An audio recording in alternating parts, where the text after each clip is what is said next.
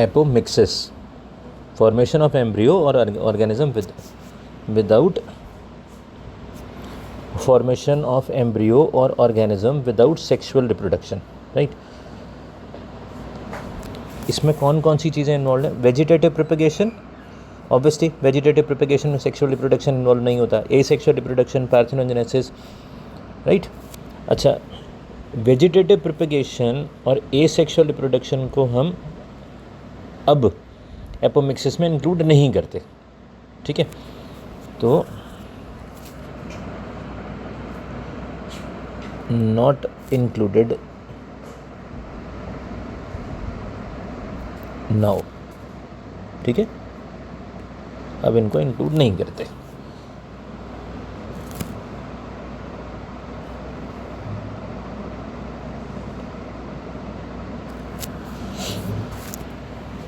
Right. Apomixis की definition थोड़ी पुरानी डेफिनेशन है, अब इसको थोड़ा सा मॉडिफाई कर लिया गया है, आप ऐसे समझ सकते हो, ठीक है। तो बेसिकली अब हम जो टर्म्स पढ़ते हैं, एपोगेमी, एपोस्पोरी, डिप्लोस्पोरी, हम ये टर्म्स पढ़ते हैं, सोफिस्टिकेटेड और एडवांस टर्म्स इनको हम कहते हैं।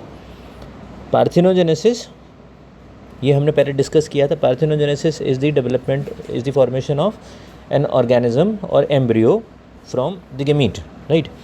अब जो हायर प्लांट्स हैं, एंजियोस्पर्म्स हैं, राइट, इनमें और ब्रायोफाइट्स, टेरिडोफाइट्स, इनमें मतलब प्लांट किंगडम में बेसिकली किस तरह से पार्थेनोजेनेसिस होता है, ठीक है। हमने पहले डिस्कस किया था प्लांट्स में पार्थेनोकार्पी होती है, पार्थेनोजेनेसिस नहीं होता। तो किन टर्म्स में हम पार्थेनोजेनेसिस कहते हैं, राइट। हैप्लॉइड पार्थेनोजेनेसिस और एपोगेमी। देखो इसमें एक सिंपल सी ट्रिक है, दो टर्म्स हैं, एक है एपोगेमी और एक है एपोस्पोरी, ठीक है। कन्फ्यूजन अगर होता है इसमें, इसकी डेफिनेशन को रटने की ज़रूरत नहीं है, आप सिंपली एक चीज़ देख लो, जो टर्म इस वर्ड में यूज़ में इंक्लूडेड नहीं है, जो टर्म इस वर्ड में इंक्लूडेड नहीं है वो चीज़ बनती है। जैसे एपोगेमी है, तो एपोगेमी में स्पोर या स्पोरोफाइट इंक्लूडेड नहीं है, ठीक है, तो क्या बनेगा? स्पोरोफाइट बनेगा, ठीक है। और विदाउट फर्टिलाइजेशन हम पढ़ रहे हैं, तो फिर इसकी डेफिनेशन सिंपल टर्म्स में क्या बन जाती है? Formation of sporophyte without fertilization, sexual reproduction, जो भी है, ठीक है। Apogamy, formation of a sporophyte from haploid cell of embryo sac. अच्छा, अब हमने इसको एपोगेमी क्यों बोला? स्पोरोफाइट और गेमिटोफाइट ये दो जनरेशन्स होती हैं, ठीक है। जो गेमिटोफिटिक जनरेशन होती है वो हैप्लॉइड होती है, स्पोरोफिटिक जनरेशन डिप्लॉइड होती है, ठीक है। अब आप यहाँ पे क्या यूज़ कर रहे हो? एपोगेमी, ठीक है। तो कहीं ना कहीं इसमें गेमिटोफाइट जैसा कुछ होना चाहिए। पहले तो ये हो गया कि इसमें स्पोरोफाइट वर्ड यूज़ नहीं किया हुआ है, तो बन क्या रहा है? स्पोरोफाइट। फिर दूसरी चीज़, ये गेमी वर्ड क्यों यूज़ किया है? क्योंकि हैप्लॉइड है।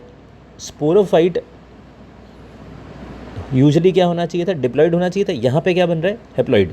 बस, formation of a sporophyte from haploid cell of embryo sac. Antipodal cell हो सकता है, ठीक है, पोलर न्यूक्लियाई हो सकता है, कुछ भी, कोई भी सेल जो कि बेसिकली एक स्पोरोफाइट बना दे, उसे हम क्या बोलते हैं? तो इस फिनोमेना को हम क्या बोलेंगे? एपोगेमी, ठीक है। रिजल्टेंट ऑर्गेनिज्म और embryo the sporophyte would be haploid, obviously, क्योंकि ठीक है, ऊपर हमने पढ़ा हैप्लॉइड, एंड हेंस स्टेराइल। इसमें मियोसिस नहीं हो सकता, तो ये आगे सेक्सुअली रिप्रोड्यूस नहीं कर सकता। अगर इसमें किसी तरह का रिप्रोडक्शन होगा तो रीजनरेशन, ग्राफ्टिंग, या इस तरह की जो चीज़ें होती हैं उससे होगा, ठीक है। अब अगर हम सेक्सुअल रिप्रोडक्शन के हिसाब से कहें तो क्योंकि ये हैप्लॉइड ऑर्गेनिज्म बन गया तो पूरी साइकिल अभी रुक गई, बंद होगी, ठीक है। तो इस फिनोमेना को हम क्या बोल देते हैं? Non recurrent embryony. रिकरेंट कब होता? साइकिल चलती रहती, ये नॉन रिकरेंट हो गया। अब इसका उल्टा हो गया, डिप्लॉइड पार्थेनोजेनेसिस। ऊपर हमने क्या वर्ड यूज़ किया? एपोगेमी। यहाँ पे हम वर्ड क्या यूज़ करेंगे? एपोस्पोरी। एपोस्पोरी में क्या बना? गेमिटोफाइट बना। नेचर कैसा होगा इसका? ये गेमिटोफाइट डिप्लॉइड होगा, ठीक है। Apospory, the gametophyte is form directly from any cell of nucellus except embryo sac. Embryo sac से नहीं बनना चाहिए। न्यूसेलस का कोई भी सेल बाहर की तरफ, इंटीग्यूमेंट का सेल, न्यूसेलस का सेल, चलाजा का सेल, कुछ भी, फ्यूनिकल का सेल अगर किसी एम्ब्रियो को बना देता है या एम्ब्रियोसैक को बना देता है तो हम क्या बोलते हैं? This is apospory. Formation of gametophyte from any cell of nucellus, right, with the except embryo sac,